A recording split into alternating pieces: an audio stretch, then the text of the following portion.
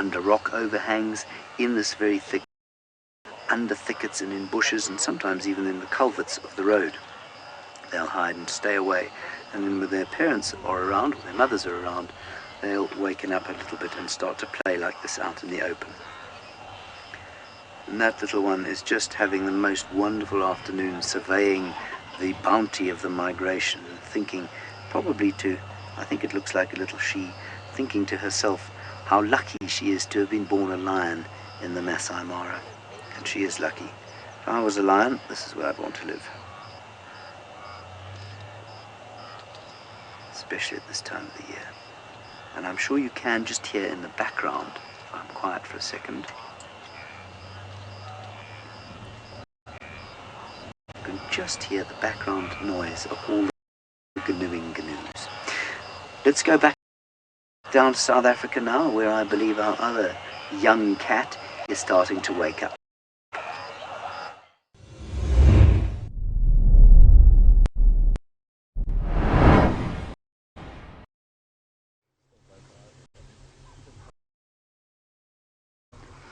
Tlalamba was decided to wake up. We got a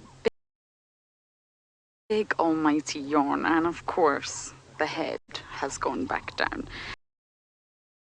This generally is the time when the cats and the nocturnal animals start to wake up. It is golden hour.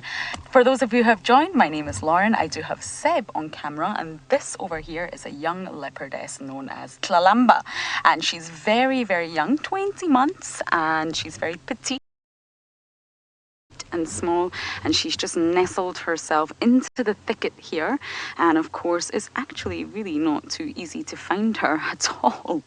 With that incredible camouflage that she has, you can just see her there. But of course, once the sun starts to set here and it gets a little bit cooler, the cats wake up. Cole is asking where is her mum. We actually know who her mum is, and her mum is a leopardess that I had a few days ago, 2 days ago, called Tandy. And once the leopards reach a certain age of independence, normally around 18 months, they do separate from their mothers and they're out here on their own. So at the minute, Tlalamba here is on her own, very much fending for herself. She may bump in or interact to her mother or her other siblings or even her father out here, but she's very much on her own. She's not yet set up a territory yet, but that will come very shortly. She will become much more independent with a territory of her own. So it seems like Jamie is not too far away from me with something much less furry.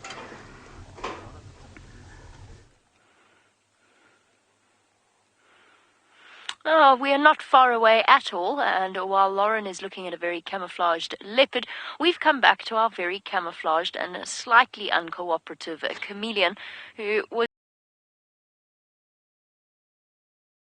beautifully out in the open, and as soon as we tried to show it to you, it decided to move further down into this apple leaf bush. My name is Jamie, and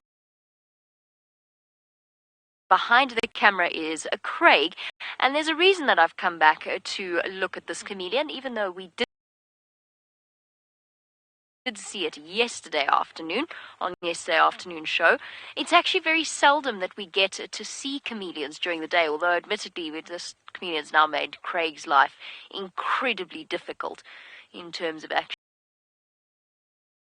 being able to see it. It's now ducked below the branches, and it seems as though it's decided that it is a camera shy.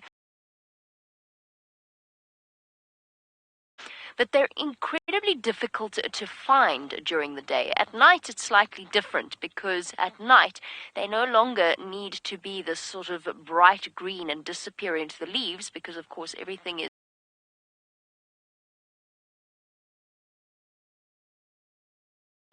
nothing is seeing in color. So they don't really need to worry about being camouflaged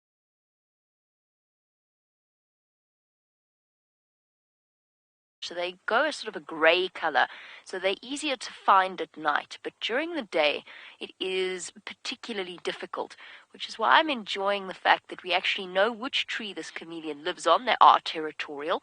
So if you ever feel the need to pick up a chameleon wild and move it,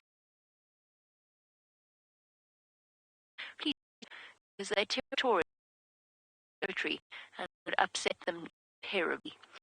This chameleon is upset most likely by the fact that it's moved even further down into the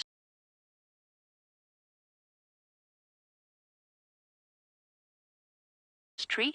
While we wait to see if it pops out into the open again, let's go back across those adorable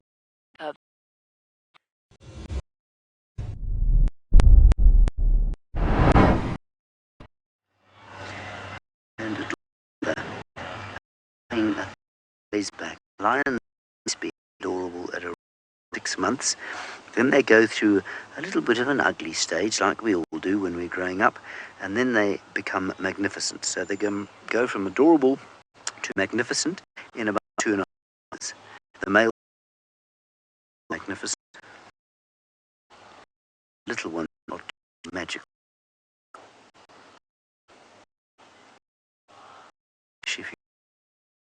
Noise. Now it's important to tell if that is the mother of any of these cubs. Of course, anyone pride will look after the baby and suck them. I suspect that's of small, because she's, and I remember her being very heavy-chested. She's got a very strong chest. I'm not sure where the other adults are. They could, I don't know that they're here. They'll be somewhere lying in very thick grass.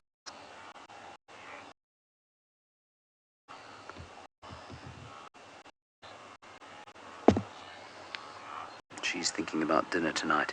There's no question that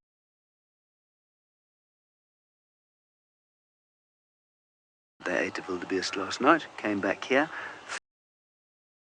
spent the day in the grass and under the velvet here in the road. They're thinking about perhaps this pride will hunt even if they're hungry. So if the opportunity presents itself as it's dark, it could well hunt.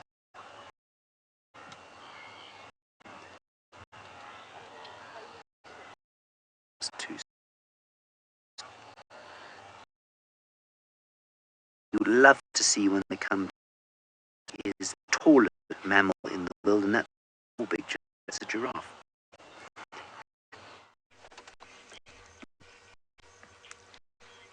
Oh, indeed, the iconic animal of the African plains, the giraffe. And this one being the Masaai giraffe. On the right is male, and he's interested in the female. You don't have to be a rock to see that. You can just see the body language, the eye language. He is making steady movements toward a good chance if he does reach up to a sniff. She gets towards the bush, feed, and if you're just joining us, welcome to Have You Been? Steve, welcome to by again. Camera, leaving us with some giraffe. And into the bush, let's see if he's going to suggest. Oh, maybe he saw the same. You can see how well that bush is. It has been manicured by countless giraffe sessions. As you can see, it's growing like a hedge, not like a tree, and around there are almost no trees whatsoever.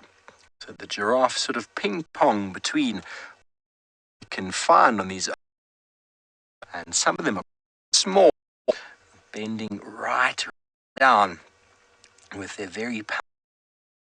They use enormous muscle, bend their neck. It's very, very powerful, strong leg that runs down the back of the neck that keeps their neck at every angle. And as you say, love is, although they are having a dinner date before everything else, which is the right way to go about it. See that giraffe is walking there. It requires for it to hold its head up like that, down the back.